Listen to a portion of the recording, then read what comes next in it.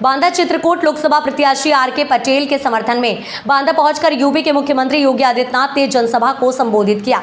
जो उन्होंने विपक्ष पर ताबड़तोड़ हमला करते हुए विपक्ष को देश विरोधी सरकार बताया है। सीएम योगी ने जनसभा को संबोधित करते हुए भाजपा सरकार पर तमाम कल्याणकारी योजनाओं पर रोशनी डाली। उन्होंने कहा कि ये लोकसभा चुनाव राम भक्तों और राम विरोधियों के बीच का चुनाव है और देश की जनता अच्छे से जानती है किसको राजा बनाना है किसको नहीं। सीएम योगी ने राम जन्मभूमि अयोध्या को लेकर कहा कि अयोध्या में हमला करने वाले आतंकियों को भाजपा सरकार ने धूल चटवाई है। भारत ने पाकिस्तान के घर में घुसकर हमला बोला था। पाकिस्तान से भारतीय सेना के जाबान वापस लेकर आई थी। योगी आदित्यनाथ ने कहा कि विपक्ष की सरकारों में माफिया गुंडों का राज था। बहन बेटियां देश प्रदेश में सुरक्षित नहीं थी। खुलेआम दंगे हुआ करते थे, लेकिन जब से भाजपा सरकार ने देश की व्यवस्था संभाली है तब से गुंडों माफियाओं का आतंक देश प्रदेश से खत्म हो चुका है। बहन बेटियां अब रात के अंधेरे में भी सड़क पर अकेली आ जा सकती है। बांदा के अर्थना में जनसभा को संबोधित करते हुए विपक्ष पर जमकर हमलावर हुए योगी आदित्यनाथ। सजोने वाली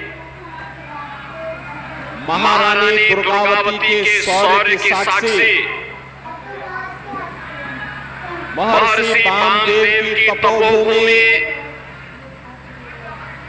जनपद बांदा के पावन धरा को कोटि कोटि नमन करता हूं। तीसरे चरण में आज 10 राज्यों की 96 सीटों पर चुनाव हो रहे हैं और आप जान ही रहे होंगे पूरे देश के अंदर एक ही स्वर है, एक ही लहर है और वो है कि फिर एक बार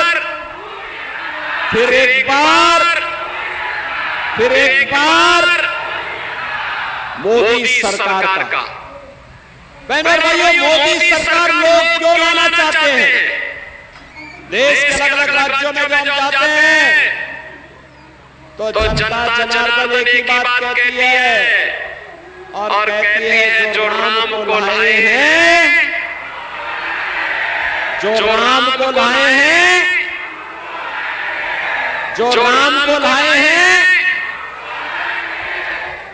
और इसीलिए बहनों और भाइयों, जब चुनाव की चर्चा होती है तो मैं कहता हूं ये चुनाव राम भक्तों और राम द्रोहियों के बीच में वर्तमान में चला गया है। मोदी जी की सफलता पर केवल दो प्रकार के लोगों को आपत्ति है। एक आपत्ति वे व्यक्त कर रहे हैं जो रामद्रोही है और दूसरा जो पाकिस्तान के समर्थक हैं या पाकिस्तान।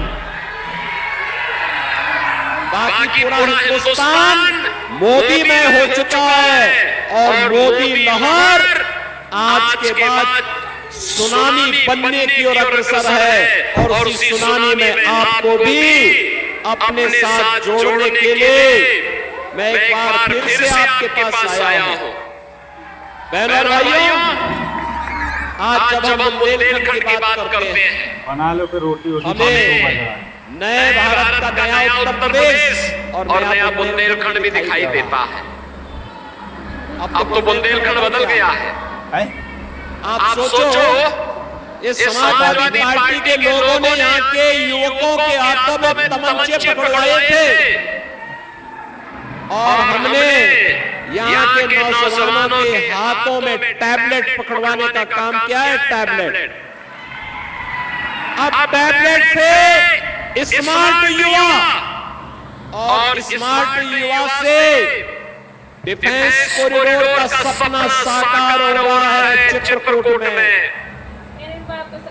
बहनों और भाइयों, कोई सोचता था आज से 7 वर्ष पहले कि बुंदेलखंड में भी एक्सप्रेसवे बनेगी। आज एक्सप्रेसवे से जुड़ गया है ना। अब दिल्ली जाना हो तो फर्राटा मारते हुए आप भी सीधे दिल्ली और लखनऊ की यात्रा कर सकते हैं। अन्यथा पहले बुंदेलखंड में क्या स्थिति बना के रखी थी इन लोगों ने?